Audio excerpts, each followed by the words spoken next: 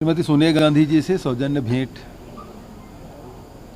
हुई और बहुत दिन से जो कोरोना काल के कारण से उनसे मुलाकात नहीं हो पाई थी और मैंने निवेदन किया था कि मिलने का समय दिया जाए, तो मुलाकात हुई और सौजन्य मुलाकात हुई और करीब 40 मिनट तक की बातें हुई।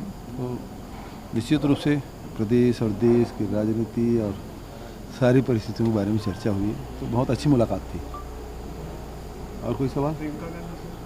प्रियंका जी के साथ चूँकि अब ऑब्जर्वर हूँ यूपी का, तो यूपी के बारे में भी चर्चा हुई और बहुत अच्छा जा रहा है यूपी में। संगठन के काम भी बहुत अच्छे रहे हैं, लोगों के जो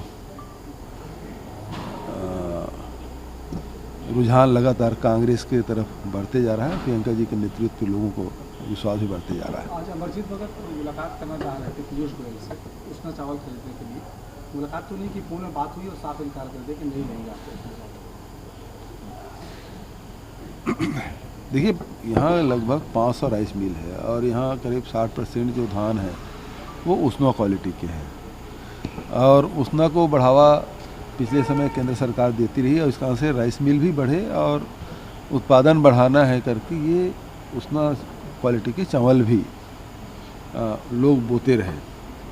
अचानक इस प्रकार से फैसले से बहुत सारे राइस मिल प्रभावित होंगे, मजदूर प्रभावित होंगे और जो मिलिंग करके हमको देना हमारी जो क्षमता है वो भी उससे प्रभावित होगा, क्योंकि अरवा के एक निश्चित सीमा है और दोनों मिला के हम लोग कर रहे थे। लेकिन अब जिस प्रकार से फैसला केंद्र सरकार ले रही है उससे निश्चित रूप से इससे नुकसान होगा राइस मिलर को भी और छत्तीसगढ़ को भी। सर, ये कंगना रनावत का जो बयान आया है जिस तरीके से, कैसे देख रहे हैं उनका बयान? कौन सा रनावत?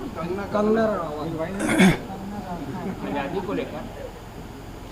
ये तो सीधा सीधा उन महापुरुषों जिन्होंने आज़ादी की लड़ाई लड़ी, जो आंदोलन किए, जेल गए, अंग्रेज़ों की लाठियाँ और गोली भी खाए, और उन महान विभूतियों का, हमारे पूर्वजों का अपमान है सीधा सीधा। जो ये कहते हैं कि आज़ादी भीख में मिली थी, इससे ज़्यादा शर्मनाक बयान कुछ नहीं हो सकता। उसको माफ़ी मांगना चाहिए देश से। आपने चिट्ठी लिखी है सीतारमन को आज कई मांगों को लेकर। तो जिस प्रकार से जीएसटी में जो नुकसान हुआ है और उसे राज्यों को सही ढंग से वितरण होना चाहिए। छत्तीसगढ़ भी इससे प्रभावित हुआ है और जिन राज्यों के दिए उसमें छत्तीसगढ़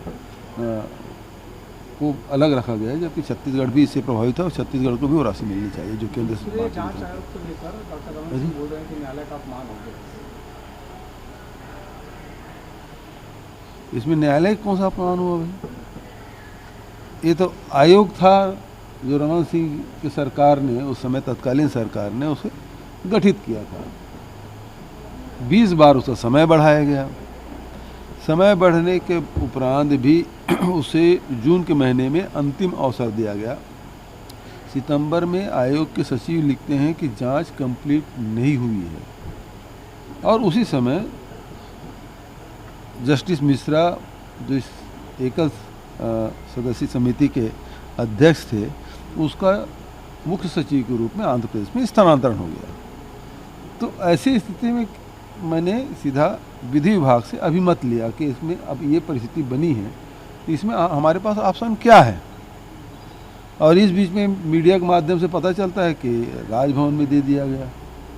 आज मुझे अधिकारियों ने जानकारी दी कि राजभवन से वो जो रिपोर्ट है, अधूरी रिपोर्ट है, वो राज्य सरकार को सौंप दिया गया है। तो अब आप लोग क्या करेंगे उस रिपोर्ट पे? अब सवाल